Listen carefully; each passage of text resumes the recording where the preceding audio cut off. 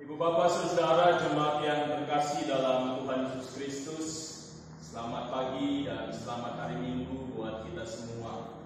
Kita bersyukur bahwa di hari Minggu ini kita masih diberikan kesempatan untuk menjalani kehidupan dan juga merasakan kebersamaan bersama dengan keluarga kita masing-masing. Kita bersyukur juga atas kesehatan dan kekuatan bahkan penyertaan Tuhan yang boleh terus menyertai setiap langkah kehidupan kita semua. Dan hari ini kita berkumpul bersama-sama dengan keluarga kita dalam ibadah hari Minggu untuk kita bersyukuri setiap anugerah dan berkat Tuhan yang kita rasakan di dalam hidup kita masing-masing. Untuk mengawali persekutuan ibadah kita dan untuk mengawali juga pembacaan dan perenungan firman Tuhan pada hari ini, mari bersama kita bersatu hati kita mengambil saat teduh untuk kita menaikkan doa memohon bimbingan Roh Kudus. Mari kita berdoa. Ya Yesus Tuhan kami sungguh bersyukur kepadamu atas anugerah dan kasih-Mu yang tidak pernah berkesudahan dalam kehidupan kami. Hari ini bersama-sama dengan keluarga kami ada dalam persekutuan ibadah sebagai umat yang diberkati Tuhan. Kami ingin menaikkan pujian dan syukur kepada-Mu. Dan biarlah Tuhan kembali hadir bagi kami semua, terkhusus melalui firman Tuhan yang akan kami baca dan renungkan bersama-sama pada saat ini. Kuasai hati dan pikiran kami dengan kuasa Roh Kudus, agar kami mampu untuk bisa mendengarkan, merenungkan, dan terlebih lagi melakukan firman-Mu dalam kehidupan kami. Berfirmanlah Tuhan, kami telah siap mendengarkannya. Amin. Mari Bapak Saudara, umat Tuhan, kita membuka bagian Alkitab kita sesuai dengan pembacaan di dalam Sabda Gunadharma. Ibadah hari Minggu ini di pemberitaan firman Tuhan diambil dari kitab Hakim-Hakim pasal yang kedua ayat 6 sampai ayat 16. Kitab Hakim-Hakim pasal 2 ayat 6 sampai 16, firman Tuhan menyatakan, setelah Yosua melepas bangsa itu pergi, maka pergilah orang Israel itu masing-masing ke milik pusakanya untuk memiliki negeri itu. Dan bangsa itu beribadah kepada Tuhan sepanjang zaman Yosua dan sepanjang zaman para tua-tua yang hidup lebih lama daripada Yosua, dan yang telah melihat segenap perbuatan yang besar yang dilakukan Tuhan bagi orang Israel. Dan Yosua bin Nun, hamba Tuhan itu, mati pada umur 110 tahun. Ia dikuburkan di daerah milik pusakanya di Timnat Heres di pegunungan Efraim di sebelah utara Gunung Gaas. Setelah seluruh angkatan itu dikumpulkan kepada nenek moyangnya, bangkitlah sesudah mereka itu angkatan yang lain yang tidak mengenal Tuhan ataupun perbuatan yang dilakukannya bagi orang Israel. Lalu orang Israel melakukan apa yang jahat di mata Tuhan dan mereka beribadah kepada para Baal. Mereka meninggalkan Tuhan Allah nenek moyang mereka yang telah membawa mereka keluar dari tanah Mesir, lalu mengikuti Allah lain dari antara Allah bangsa-bangsa di sekeliling mereka, dan sujud menyembah kepadanya sehingga mereka menyakiti hati Tuhan. Demikianlah mereka meninggalkan Tuhan dan beribadah kepada Baal dan para Asitoret. Maka bangkitlah murka Tuhan terhadap orang Israel. Ia menyerahkan mereka ke dalam tangan perampok dan menjual mereka kepada musuh di sekeliling mereka, sehingga mereka tidak sanggup lagi menghadapi musuh mereka. Setiap kali mereka maju, tangan Tuhan melawan mereka dan mendatangkan malapetaka kepada mereka sesuai dengan apa yang telah diperingatkan kepada mereka oleh Tuhan dengan sumpah, sehingga mereka sangat terdesak. Maka Tuhan membangkitkan hakim-hakim yang menyelamatkan mereka dari tangan perampok ini. Demikianlah pembacaan Alkitab yang berbahagia adalah setiap kita yang mau memelihara firman Tuhan dalam setiap langkah kehidupan kita. Terpujilah Yesus Kristus. Haleluya. Ibu bapak saudara yang dikasihi Tuhan, saat saya membaca bagian firman Tuhan hari ini, ada satu pertanyaan yang muncul dalam benak saya. Pertanyaan itu adalah, mengapa generasi sesudah Yosua menjadi sebuah generasi yang tampaknya tidak mengenal Tuhan? Generasi yang kemudian juga disebut sebagai generasi yang berbuat jahat di mata Tuhan, Dan juga akhirnya dikatakan juga di dalam ayat 13, generasi yang menyembah Baal dan juga Asitoret. Pertanyaan ini muncul karena saya mencoba untuk melihat kembali apa yang dilakukan oleh Yosua sebelumnya. Kita tahu bahwa Yosua adalah seorang yang dipilih Tuhan menggantikan Musa membawa orang Israel ke tanah perjanjian. Yosua juga dikenal sampai akhir hidupnya menjadi seorang yang benar-benar setia, menjadi orang yang benar-benar saleh, yang selalu juga mengingatkan kepada umat Israel untuk mereka melakukan kehendak Tuhan dalam hidup mereka. Jadi artinya bahwa Yosua meninggalkan sebuah legasi atau sebuah peninggalan kepada setiap orang-orang sesudahnya untuk terus setia kepada Tuhan. Maka di akhir hidupnya dia mengingatkan ini kepada semua orang bahwa setiap orang harus menyembah Tuhan, harus senantiasa setia kepada Tuhan dalam kehidupan mereka. Artinya bahwa ini yang diharapkan Yosua dan selalu diingatkan Yosua kepada orang-orang Israel di masa ini. Belum lagi Bapak Ibu Saudara, kalau kemudian kita juga hubungkan pertanyaan tadi dengan tradisi orang Israel, yang kalau di dalam kitab Ulangan pasal 6 ayat 6 dan 7 digambarkan bahwa orang Israel itu sebenarnya punya tradisi yang didasari oleh perintah dari Tuhan untuk mereka selalu mengajar anak-anak mereka, mendidik anak-anak mereka, mengingatkan anak-anak mereka tentang pengalaman iman dengan Tuhan. Jadi artinya baik Yosua ataupun orang tua mereka punya tanggung jawab, dan itu dipegang teguh oleh setiap orang tua Israel bahwa mereka punya tanggung jawab untuk mengajarkan anak-anak mereka tentang iman kepada Tuhan. Jadi ini juga menjadi pelajaran buat kita semua bahwa pengajaran iman bukan hanya menjadi tanggung jawab pendeta, majelis jemaat, ataupun juga menjadi tanggung jawab gereja semata. Tetapi tanggung jawab memberitakan firman Tuhan, menyampaikan juga iman kepada Tuhan adalah juga tanggung jawab kita semua sebagai orang tua bagi anak-anak kita. Nah, melihat tradisi itu dan kemudian melihat apa yang juga dilakukan Yosua, saya membayangkan kemudian muncul pertanyaan yang tadi saya sampaikan. Kenapa sampai generasi sesudah Yosua menjadi generasi yang tidak mengikuti ajaran ini? Apakah orang tua tidak mengajar mereka? Sepertinya tidak dengan tradisi yang tadi saya sampaikan. Nah, ini menjadi sebuah pertanyaan besar. Kenapa sampai generasi itu berubah, generasi itu berbeda dengan apa yang seharusnya diinginkan dan diharapkan Yosua sebagai orang tua dan juga sebagai pemimpin mereka. Nah, hal inilah yang kemudian juga menjadi pesan buat kita semua, sehingga kita coba untuk merenungkan apa sebenarnya penyebab generasi itu berubah menjadi orang-orang yang seakan tidak mengenal Tuhan, menjadi orang-orang yang senantiasa berbuat jahat, bahkan meninggalkan Tuhan dengan menyembah Allah-Allah lain di sekitar mereka. Kemudian saya mendapatkan jawaban atas pertanyaan ini. Jawaban yang mungkin juga menjadi perenungan bagi kita semua pada hari ini. Jawaban yang pertama tentang penyebab kenapa itu terjadi adalah karena generasi itu tampaknya membuang sejarah kehidupan mereka dan nenek moyang mereka. Jadi artinya Bapak Ibu, dengan kata lain, bukan mereka nggak tahu, bukan mereka kemudian tidak mengenal Tuhan, bukan mereka tidak mendengar tentang apa yang Tuhan sudah nyatakan dalam kehidupan nenek moyang mereka, bahkan orang tua mereka. Tetapi mereka menjadi orang-orang yang tidak mau mengingat dan juga menggunakan sejarah itu dalam kehidupan mereka. Mereka hidup dengan dunianya sendiri. Mungkin mereka merasa bahwa mereka mau jadi sebuah generasi yang baru, generasi yang tidak perlu lagi mengingat-ingat sejarah kehidupan masa lalu. Sebuah pemahaman yang mungkin tidak asing dalam dunia masa kini, bahwa seringkali anak-anak muda atau generasi-generasi muda kita juga ingin hidup sendiri, ingin hidup tidak dibayang-bayangi oleh sejarah.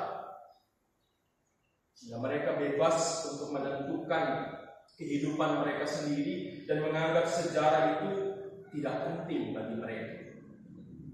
Tapi kita lihat bersama-sama bahwa hal yang dilakukan oleh generasi itu berakibat fatal dalam kehidupan iman mereka. Kehidupan mereka sehari-hari berubah menjadi orang-orang yang akhirnya meninggalkan Tuhan, berbuat jahat di mata Tuhan.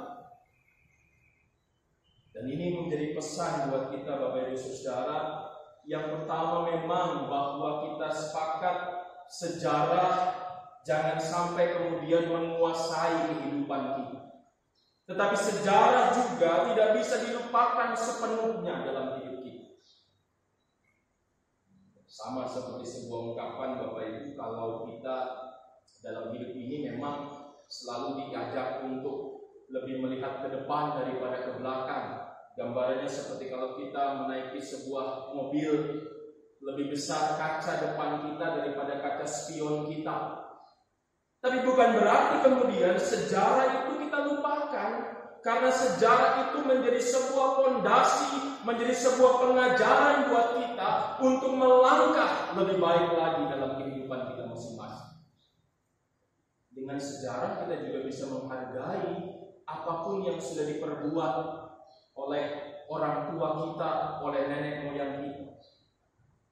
Dan hal ini juga mengingatkan kepada saya bahwa saya ingat ada sebuah pidato terkenal dari Presiden pertama Republik Indonesia, Bapak Insinyur Soekarno, menjadi juga dikatakan menjadi sebuah pidato kenegaraan terakhir beliau pada tanggal 17 Agustus tahun 1966, yang kemudian diberi judul oleh banyak orang dengan istilah jas merah. Jangan sekali-sekali meninggalkan sejarah. Jadi ini juga menjadi sebuah peringatan buat kita semua generasi-generasi masa kini untuk tetap mengingat sejarah kehidupan kita. Untuk senantiasa juga belajar dari sejarah orang tua, dari kakek nenek kita, nenek moyang kita yang mengalami pengalaman-pengalaman iman dengan Tuhan. Khususnya kalau kita bicara dalam konteks jemaat GBI Air Hidup Kamal, kalau kita tidak belajar sejarah perjalanan jemaat ini, kita semua tidak bisa menghargai bagaimana keberadaan jemaat ini saat ini. Kalau kita tanya kepada para orang tua kita, mereka bisa menceritakan bagaimana perjuangan mereka semua untuk tetap membuat jemaat ini atau persekutuan ini, bahkan gereja ini bisa tetap ada sampai saat ini. Perjuangan yang tidak mudah yang membuat mereka semua ini menghargai kondisi yang diterima kita semua pada masa ini. Bayangkan kalau kemudian kita tidak mengingat sejarah itu. Kita tidak mengingat perjuangan para orang tua kita untuk memperjuangkan keberadaan jemaat ini yang awalnya harus dilaksanakan dari rumah ke rumah, harus terusir, harus juga mungkin mengalami tindakan-tindakan persekusi dan lain-lain. Dengan kita mengingat itu, kita menghargai apa yang diberikan Tuhan hari ini buat jemaat ini adalah sebuah hal yang harus kita syukuri dalam kehidupan kita. Demikian juga dalam kehidupan kita masing-masing. Hidup kita sehari-hari. Kalau kita mengingat bagaimana perjuangan orang tua kita untuk bisa mendidik kita, membesarkan kita, menyekolahkan kita, kita nggak akan bisa menghargai apa yang kita alami pada saat ini. Jadi kita belajar juga dari apa yang dilakukan oleh generasi sesudah Yosua itu. Jangan sampai kita menjadi orang-orang yang kemudian membuang sejarah kehidupan kita, meninggalkan sejarah kehidupan kita, meninggalkan sejarah persekutuan kita, sehingga kita tidak bisa menghargai besarnya anugerah Tuhan yang diberikan kepada kita semua pada hari ini. Bapak Ibu Saudara, ingat, kita punya sejarah. Setiap kita masing-masing punya sejarah kehidupan, dari mulai nenek moyang kita, kakek nenek kita, kemudian juga orang tua kita, bahkan sampai saat ini. Biarlah semua sejarah kehidupan itu menjadi sebuah pelajaran berharga untuk kita bisa belajar menjalani kehidupan yang lebih baik di masa depan nanti. Yang kedua, Bapak Ibu Saudara, generasi yang sesudah Yosua ini tampaknya menjadi sebuah generasi yang hidup dalam kemapanan. Kenapa saya katakan begitu? Generasi sesudah Yosua tidak mengalami perjuangan iman mereka untuk sampai ke tanah perjanjian. Generasi sesudah Yosua tidak bisa mengalami bagaimana mereka harus berjuang 40 tahun, mereka harus kemudian berjalan dari Mesir sampai ke tanah perjanjian itu. Mereka ada dalam sebuah situasi di mana Israel sudah menguasai Kanaan. Mereka sudah ada dalam situasi mereka menikmati semua kemapanan itu.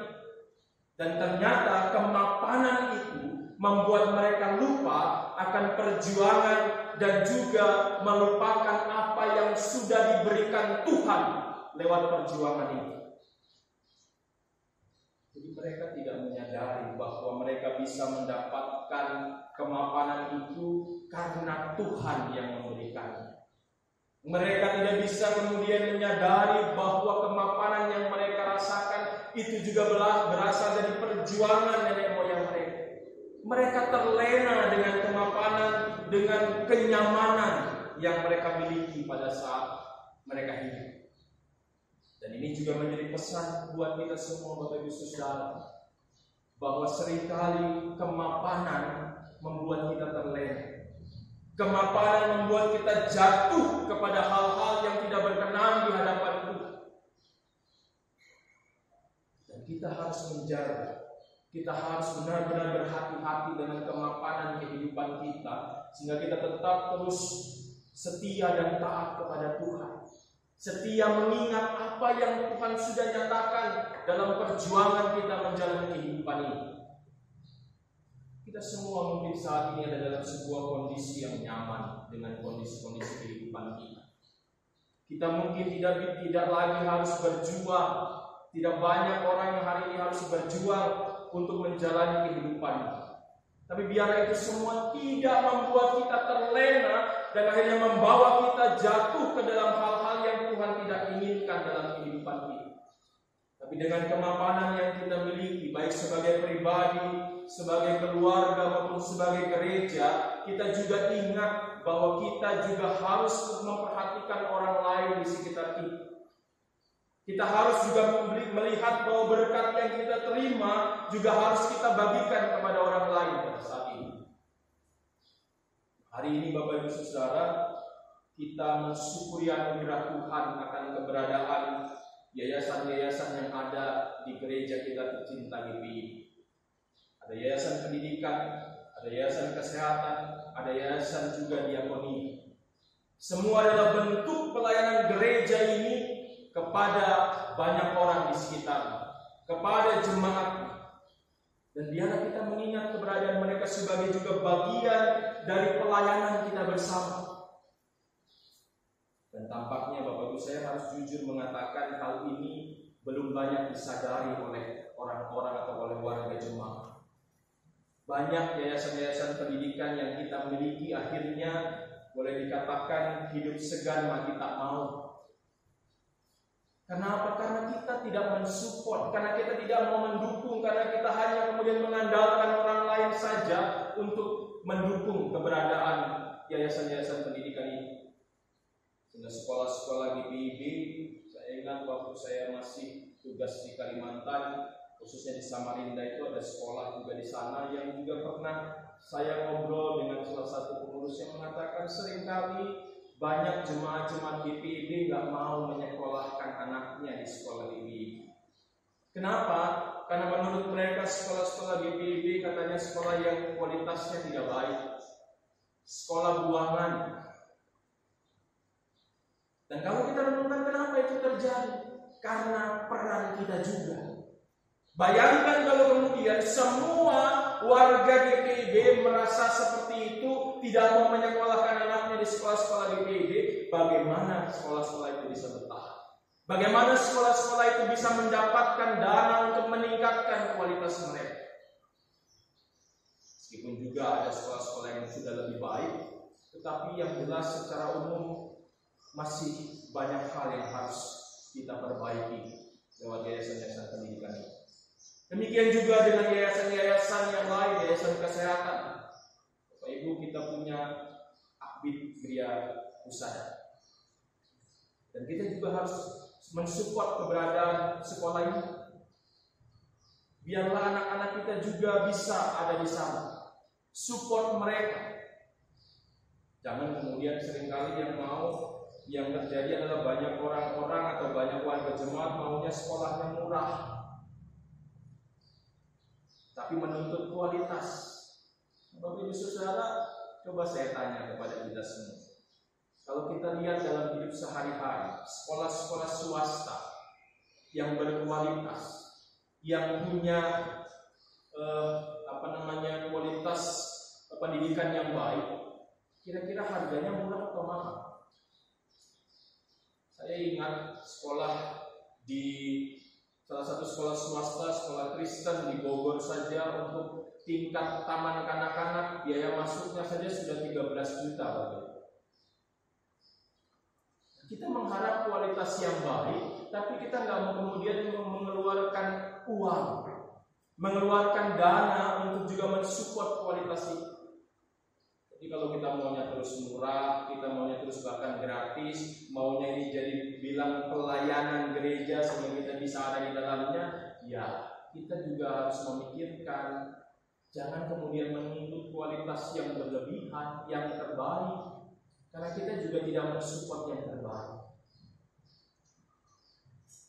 Demikian juga untuk Yayasan Diakonia yang saat ini sudah memberikan bantuan-bantuan ke berbagai tempat, dan biarlah bantuan-bantuan itu juga menjadi support kita bersama, bukan hanya sekedar bantuan-bantuan yang bersifat karitatif, tetapi juga bantuan-bantuan yang transformatif untuk juga bisa mensupport orang-orang yang kita bantu untuk juga bisa mengubah kehidupan mereka lebih maksimal.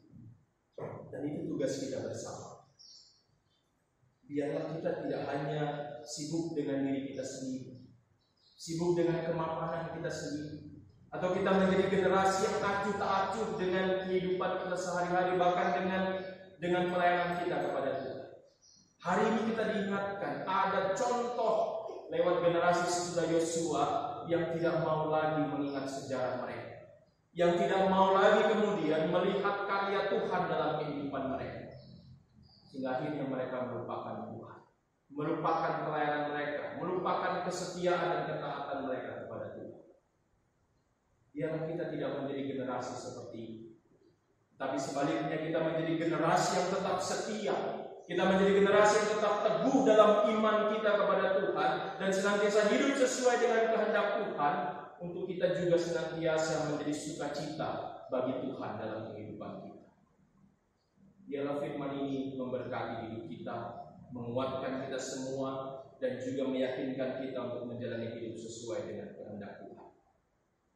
Amin. Mari kita berdoa.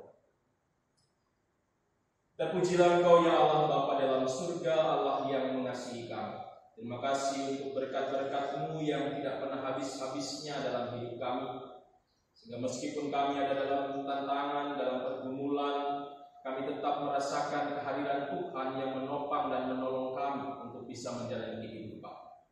Kami bersyukur untuk setiap hal yang sudah Tuhan nyatakan bagi kami, dan biarlah semua itu juga mendorong kami untuk tetap terus setia dan taat kepada Tuhan, untuk tidak pernah melupakan Tuhan dalam perjalanan kehidupan kami. Karena kami juga senantiasa diingatkan bahwa hidup kami ini bergantung sepenuhnya hanya kepada Tuhan. Tolonglah kami Tuhan, berkati kami semua, dan mampukan kami sebagai pribadi maupun bersama dengan keluarga untuk selalu hidup sesuai dengan apa yang Tuhan kehendaki. Tuhan berkati kami semua dalam setiap langkah hidup kami, dalam tugas dan tanggung jawab kami, dalam gumul dan juang kami menjalani kehidupan. Tuhan berkati setiap kami, sehingga kami tetap merasakan kehadiran Tuhan, tetap merasakan kasih Tuhan yang terus menguatkan kami. Kami juga berdoa bagi setiap kami yang mungkin saat ini dalam keadaan sakit, dalam kelemahan tubuh kami. Biarlah Tuhan yang terus menopang kami, Tuhan yang terus memberkati kami, Tuhan yang terus menguatkan kami, sehingga kami tetap berjalan di dalam Tuhan dan kami tetap mengimani bahwa Tuhan selalu ada dalam hidup kami, sehingga kesembuhan dan pemulihan berasal dari Tuhan boleh terjadi dalam hidup kami masing-masing. Kami juga berdoa bagi setiap kami yang mungkin saat ini dalam pergumulan-pergumulan kehidupan kami, pergumulan keluarga, pergumulan ekonomi, bahkan pergumulan-pergumulan akan pekerjaan kami. Tuhan juga senantiasa memberkati, memberikan jalan keluar yang terbaik bagi kami untuk dapat merasakan kasih Tuhan yang terus memberkati kami.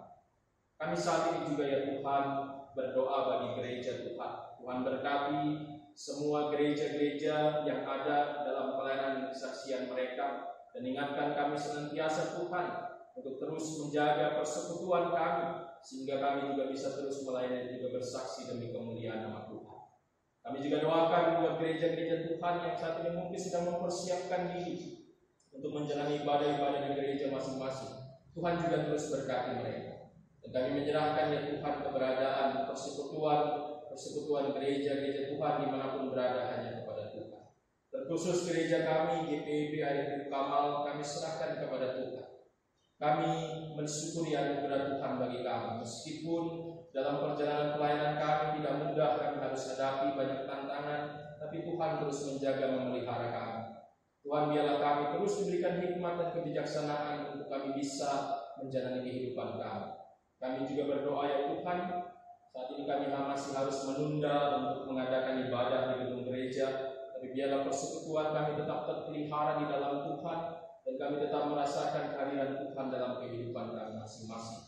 Dan biarlah persekutuan kami tetap adakan bersama dengan keluarga di rumah kami masing-masing. Tuhan juga berkati bangsa dan negara kami. Pimpinlah para pemimpin-pemimpin kami Tuhan, berikan mereka hikmat dan kebijaksanaan untuk bisa memimpin bangsa ini, sehingga bangsa ini tetap menjadi bangsa yang ada di dalam tangan kasih Tuhan, dan para pemimpin kami juga bisa mengusahakan yang terbaik, khususnya dalam rangka pemulihan kondisi bangsa ini. Dan biarlah sebagai warga negara kami juga ikut serta mengambil bagian untuk ikut semua kebijakan-kebijakan pemerintah yang baik, sehingga semuanya bisa berjalan dengan baik, dan akhirnya dengan kuat kuasa Tuhan pemulihan boleh terjadi. Ya Bapa di dalam surga, berkati juga tenaga-tenaga medis, aparat TNI Polri, bahkan ilmuwan-ilmuwan yang saat ini berjuang di garis depan untuk juga senantiasa mengupayakan yang terbaik bagi proses pemulihan ini. Tuhan menjaga mereka, Tuhan pelihara, Tuhan lindungi mereka, dan Tuhan berkati setiap langkah kehidupan mereka.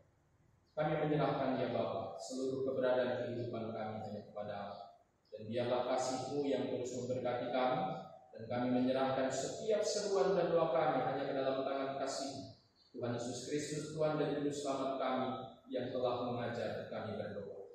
Bapa kami yang di surga, dikuduskanlah nama-Mu, datanglah kerajaan-Mu, jadilah kehendak-Mu di bumi seperti di surga. Berikanlah kami pada hari ini makanan kami yang secukupnya, dan ampuni kami akan kesalahan kami, seperti kami sudah mengampuni yang bersalah kepada kami. Dan janganlah kami dalam pencobaan, tapi lepaskan kami daripada yang jahat.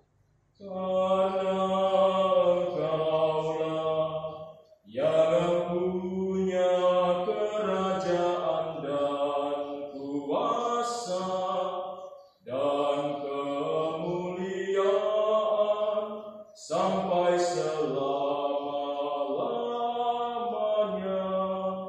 Amin. Bapak Ibu Saudara, Tuhan berkati kita semua, tetap sehat, tetap di rumah, tetap bersyukur kepada Tuhan, biarlah kita tetap ada di dalam tangan kasih Tuhan. Sampai jumpa lagi, Tuhan memberkati kita semua. Selamat hari ini.